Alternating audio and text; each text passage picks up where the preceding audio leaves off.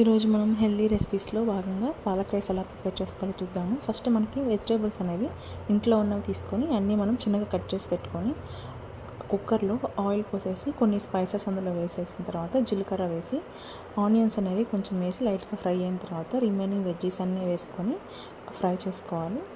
Fry చేసేటప్పుడు మనము salt and పసుపు కూడా వేసుకొని కొంచెం ఫ్రై అయ్యాక కొంచెం ఫ్రై అవ్వడానికి కోసం మూత పెట్టేయాలి. సో ఇవి కొంచెం ఫ్రై అయిన తర్వాత మనకి కొంచెం కొరియాండర్ పౌడర్ అండ్ కొంచెం గరం మసాలా రెండు వేసేసి ఇంకొంచెం ఫ్రై అవ్వనివ్వాలి.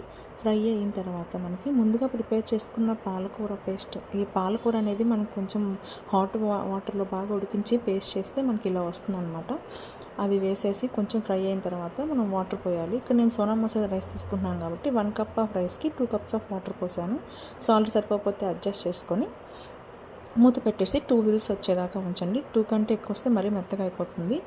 సో 2 విజిల్స్ వచ్చిన తర్వాత మనం తీసి ఒక 15 మినిట్స్ 20 మినిట్స్ బాగా పక్కన పెట్టేసి లాస్ట్లో కొత్తిమీర అండ్ ఫ్రై చేసిన ఆనియన్స్ వేసుకుంటే టేస్ట్ బాగుంటుంది.